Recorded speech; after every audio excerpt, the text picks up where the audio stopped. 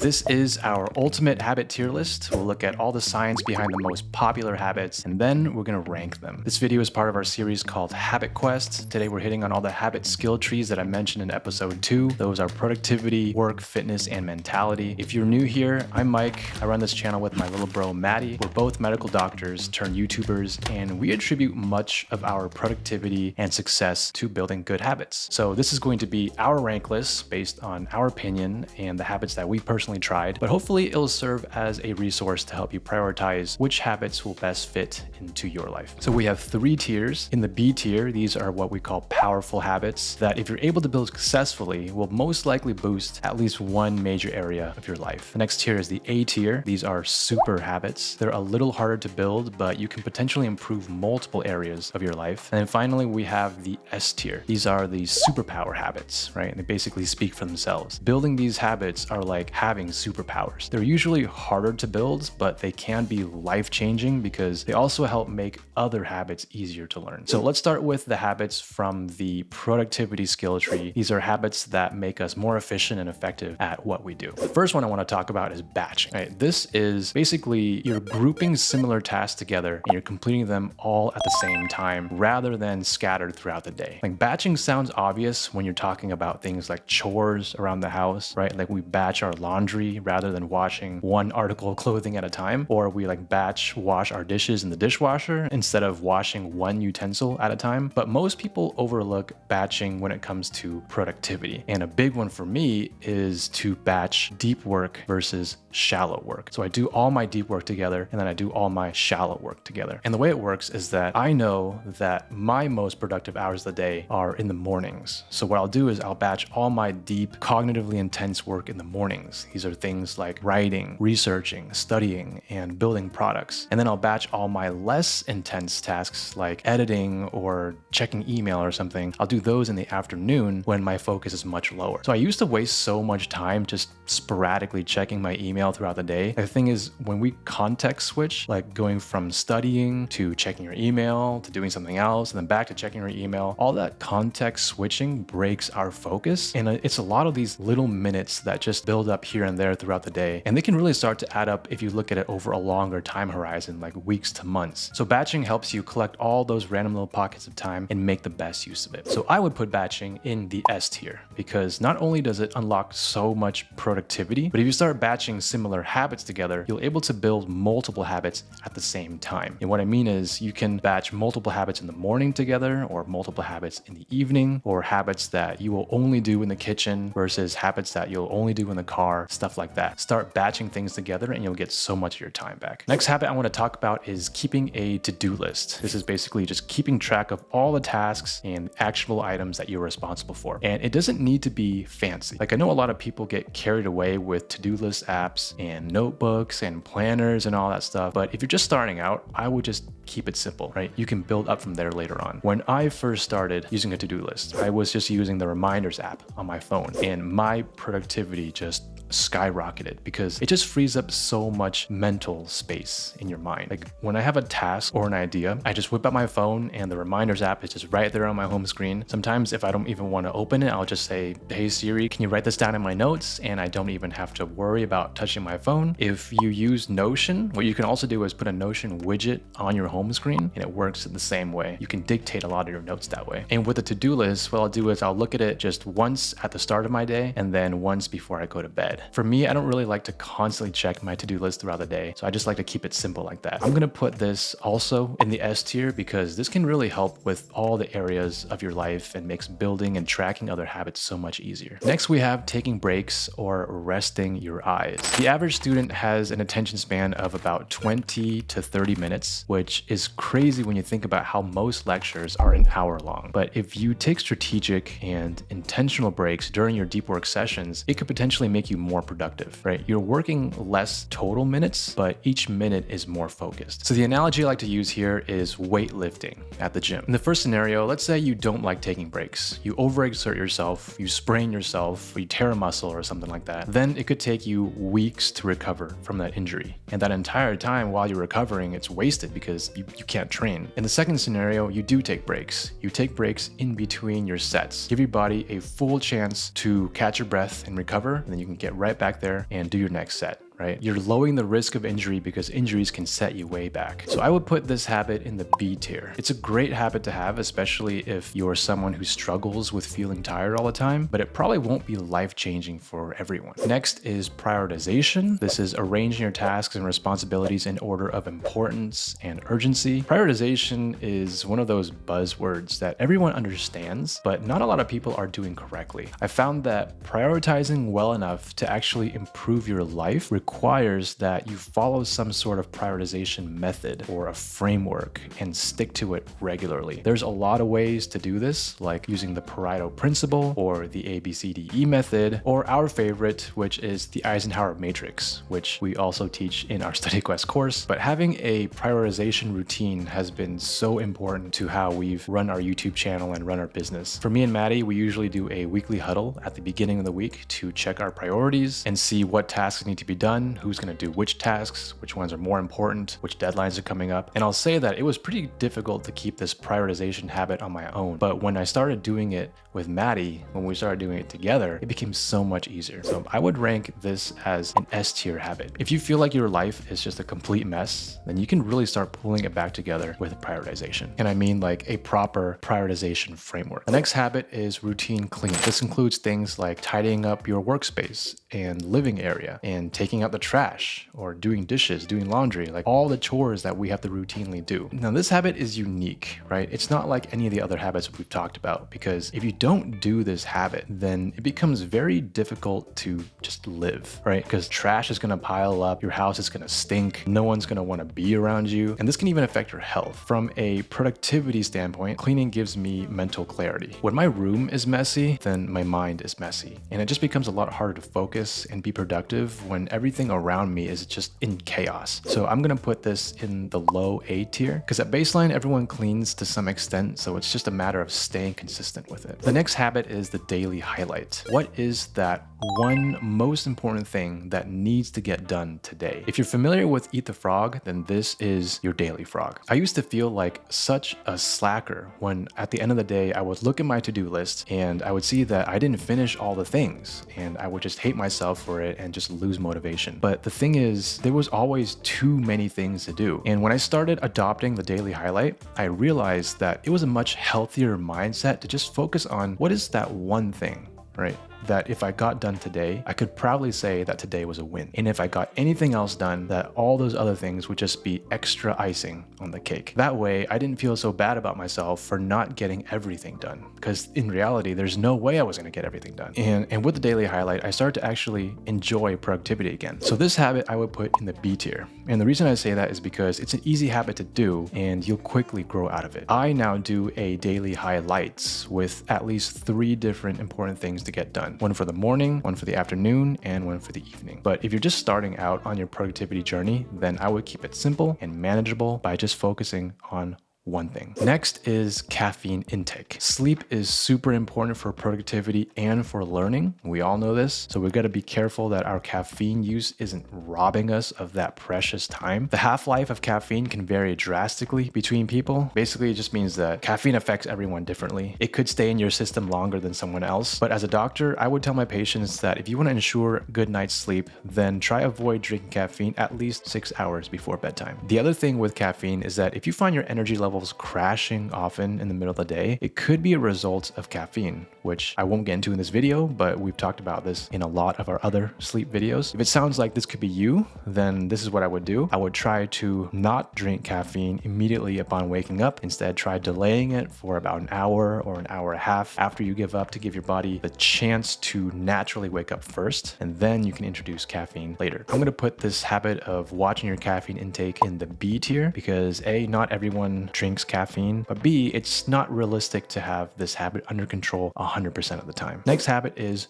drinking water. So generally, staying hydrated is important for your overall health. But as a doctor, I gotta throw in the caveat there that drinking lots and lots of water doesn't apply to everyone, right? It depends on whether you have specific medical conditions. But for the most part, most people watching this, it's good advice to stay hydrated. So you think that drinking water will be in the health habit tree, but drinking water may also have a more noticeable effect on your productivity, which is why I put this habit on the productivity tree. Because dehydration can affect our mental performance. It makes us feel sluggish, gives us brain fog, and difficulty focusing. Because one of the most important times to drink water is actually right when you wake up. Because during our sleep, we can lose a lot of water, right? Up to a pound of water, sometimes more. So by the time we wake up, we're usually dehydrated. And if you think about it, the most vital organs in our bodies are made up of 70 to 80% water, like especially our brains, which has over 80% water. And for some people, drinking water in the morning can help delay or even replace drinking caffeine. This habit of staying hydrated is pretty simple to do. You can put a bottle of water on your nightstand or by your toothbrush. It's good for your health, but probably not going to drastically change your life. So I'm gonna put this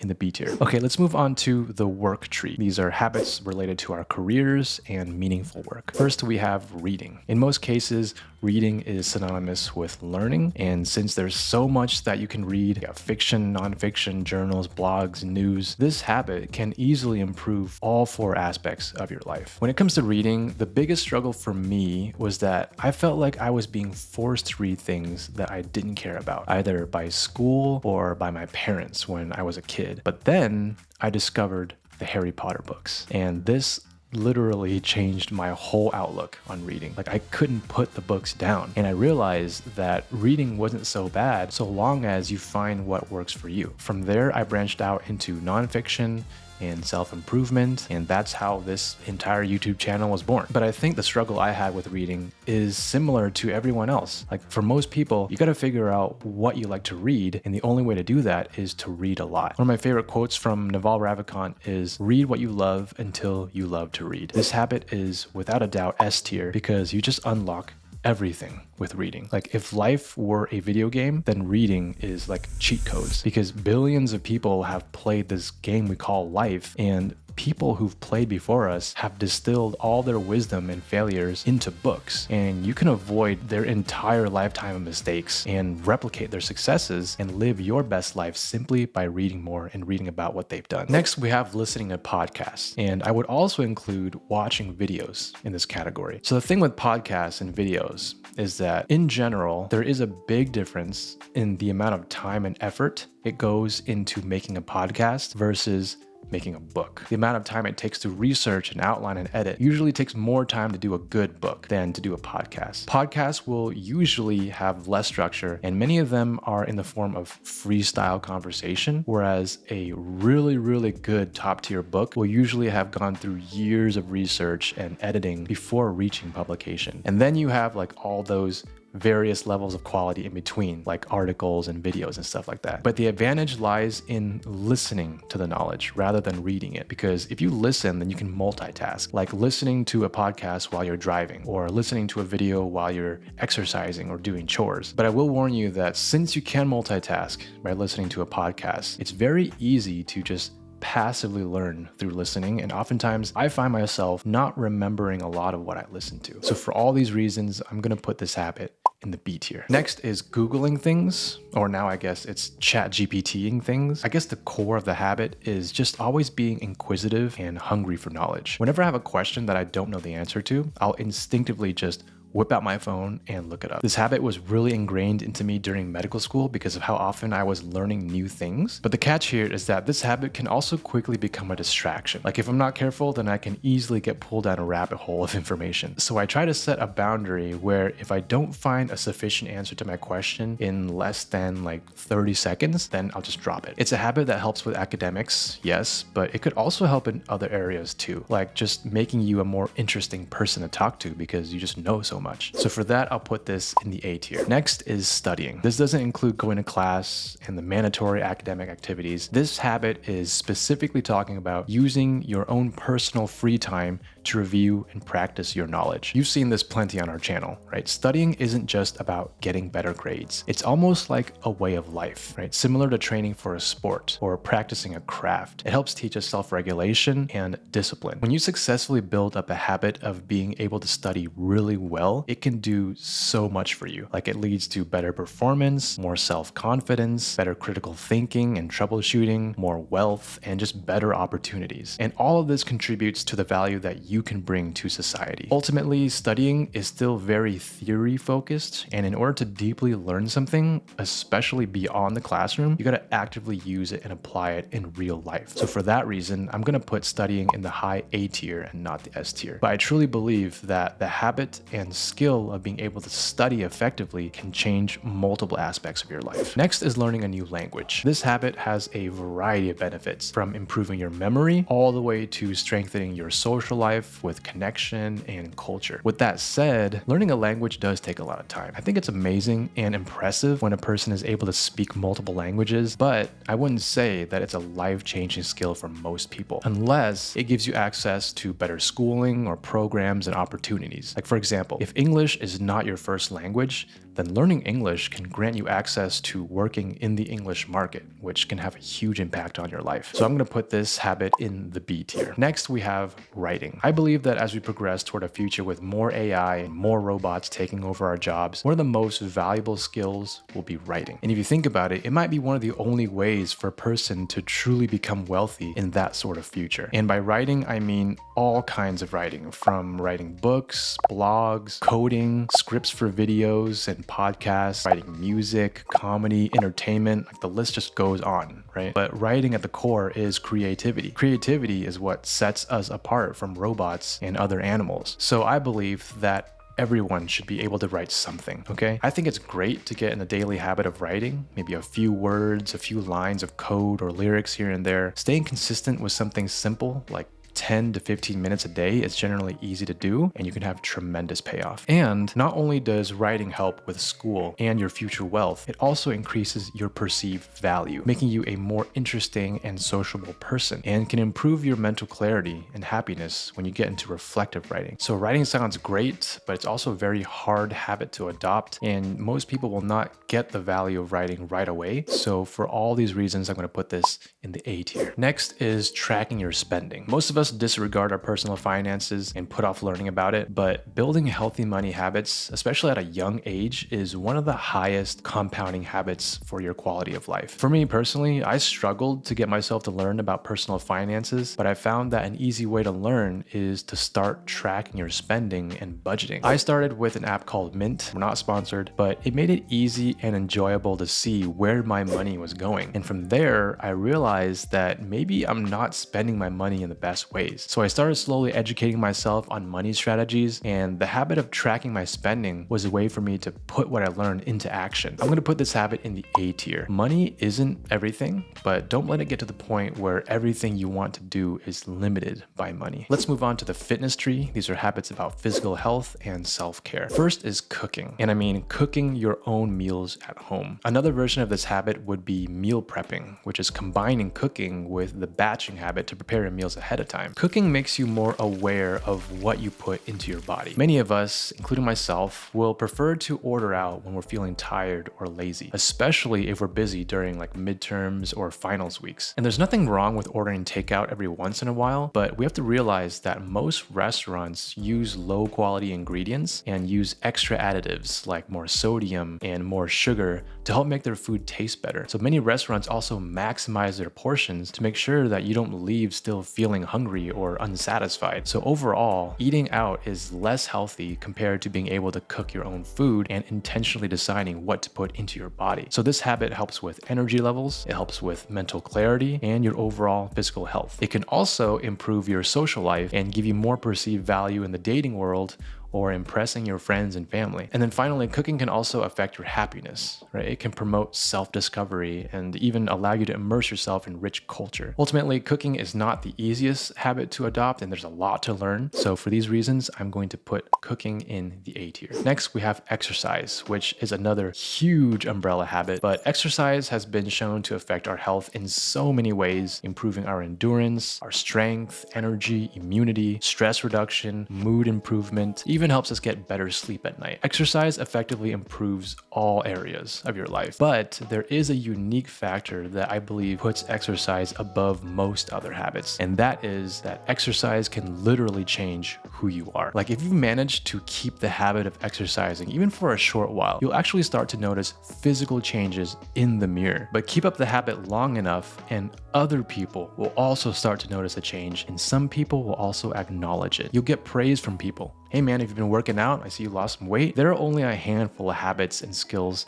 that might gain compliments from others, like grooming or cooking if you're really good, and exercise is definitely one of them. And with exercise, I'm not just talking about physical changes, okay? Exercise can change your view of yourself. You start believing in yourself, that you are a person who has discipline to follow through on your goals. This is so important because once you acquire that self-confidence, all other habits on this list will follow and become easier to build. I'm gonna put exercise in the high S tier, and I would recommend that it would be one of the first habits you tackle if you don't already have a routine. Next, we have stretching. This is a habit that is usually easy to combine with other habits. For example, stretching before you exercise, or stretching with meditation or yoga. Most of us listening on this channel will benefit from stretching to prevent us from getting injured. Stretching can really help prevent injury, and beyond that, it might also help with our posture. Other than that, I wouldn't say that stretching is a life-changing habit, but as we get older and our bodies become more inflexible, then stretching starts to have more of an impact on the quality of your life. Like for example, it's been shown that elderly patients who stretch will suffer less falls and less injuries that might seriously impact their mobility. But other than that, stretching for most of us won't change our lives a whole lot, but it is a really easy habit to start, so I'm gonna put this in the B tier. Next is getting better sleep. Getting better sleep itself is not really a habit. It's more of a mindset, but an extremely important one because sleep is crucial both before and after learning. Sleeping well before studying helps clear your brain out to make room for new knowledge, and sleeping well after studying helps consolidate what you've just learned into long-term memory. Aside from the learning aspect, sleep has substantial benefits on your mood, energy levels, mental clarity, and your overall happiness. It's during sleep that your brain has a chance to kind of tidy up and take out the trash. So there are a bunch of habits that help us get better sleep. We got using a bedtime alarm to help you get to bed at around the same time every night because consistent bedtimes are king for fixing your sleep. We got having a night routine to help you wind down after a long day and condition your body to feel sleepy at the right time. We got timing your exercise. You want to exercise earlier in the day rather than close to bedtime. We got the habit of avoiding screens before bedtime. Collectively, I would place all these habits that help you get better sleep in the S tier. Fixing your sleep is not that easy and it takes a lot of effort and planning, but if you're able to secure this habit, you will without a doubt see its benefits trickle into all aspects of your life. Next is getting sunlight. Getting sunlight sometime during the day has a huge health benefit in the form of vitamin D. Vitamin D is important for your energy levels and your immune system, especially during wintertime when we don't get a lot of sunlight and cold and flu season are upon us. Vitamin D is more important than ever in helping with your immunity, especially during wintertime when we don't get a lot of sunlight and cold and flu season are upon us. Vitamin D is more important than ever in helping with your immunity. But sunlight also has another added health benefit that we love talking about on this channel, and that is helping with our sleep. More specifically, getting sunlight soon after waking up for about 15 minutes a day can help keep your circadian rhythm on track. This habit probably isn't life-changing for most people, but it's super easy to adopt. All you have to do is just go outside or even just study or do your work near a window. So I'm going to put this habit in the B tier. Next, we have grooming. This includes things like showering, brushing your teeth, shaving, taking care of your hair. You got skincare, like basically personal hygiene. I know that I just named a lot of different grooming tasks, but the habit here is the overall mindset of just being consistent with your grooming. On surface level, this should improve your social life, make you more attractive in the dating marketplace, but it can also affect your professional life because you want to look well put together at work. But even on a deeper level, a good grooming habit is about self-care and can really affect your happiness. People who don't take care of themselves might not think highly of themselves, or they may think that they don't deserve being taken care of. But adopting this habit builds that self-esteem and makes you feel worthy of being loved and being happy. This habit hits multiple pillars, and if you're a person who didn't groom regularly before, this habit can change your life. So for that, I'm going to put this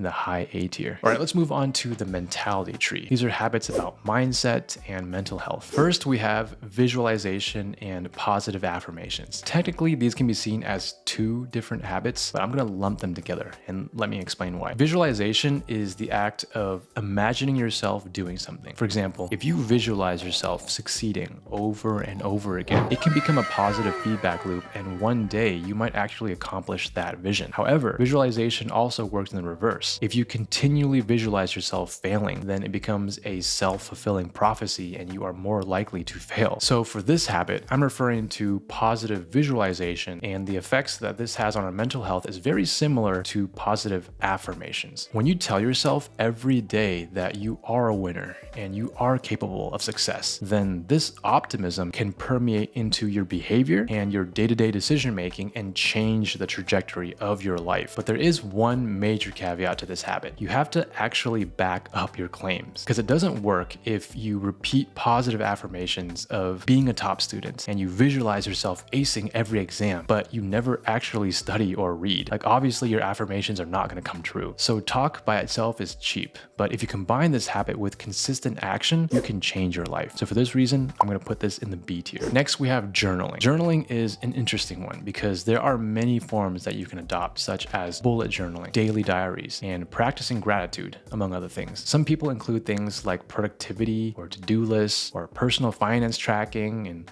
note-taking into their journal practices. I'm not going to go into detail about the intricacies of journaling because it's similar to the habit of studying, where different people approach it in different ways. But the most important thing about journaling is that it's a way for you to self-reflect. It gives you a way to check in with yourself to see how things are going and whether you need to make some changes. Because if you've been mindlessly running on the hamster wheel of life and feeling lost and hopeless, then building a journaling habit can easily change the trajectory of your life. Getting in the habit of actually writing it down can give you tremendous clarity on the mistakes you need to avoid and on the next most important steps moving forward. Not only this, it can also help you actually follow through with your goals and get things done. Building this habit will make it so much easier to adopt other habits down the line. So for these reasons, I'm going to put journaling in the S tier. Next, we have meditation. There's extensive research showing the benefits of meditation in all areas of our lives. It can help you with school by increasing your ability to focus and get things done. It can improve your social life by helping you be more present to connect with others. It can also improve your health by giving you more self-control and restraint from unhealthy habits. And it can improve your happiness by making you more aware of your thoughts and help you deal with negative emotions. The problem with meditation, and personally I think it's a really big problem, is that the habit is incredibly hard to build. Maybe I'm just speaking for myself, but you can find books and courses and apps and entire communities dedicated to helping you stick to meditation. And even so, most people will not succeed in building this habit. Meditation requires a lot of dedication and many months of practice before the habit starts to stick and before you start to feel the effects of it. So I'm going to put this in the low S tier because I would recommend tackling some of the other S tier habits first. Next, we have the habit of catching up. This means occasionally and routinely checking in with the important people in your life, whether it's by grabbing a meal together or simply connecting on the phone. This habit can be especially important if you're going to school far from home or if you're in a career that forces you to travel frequently. Keeping in touch is a habit that can vary between people and require different degrees of effort. Some relationships are built with daily phone calls on the way to work. Other relationships only need the annual visit, like during the holidays. But at the end of the day, the quality of our lives are defined by the quality of our relationships. So I'm going to put this in the A tier. Next, we have taking cold showers. I put this habit in the mentality section because cold showers requires you to literally move out of your comfort zone. Cold showers has been shown to improve your health, boost your immune system, increase your metabolism, and release endorphins, which can also have an effect on your mood. But aside from these health benefits, cold showers is one of the most reliable ways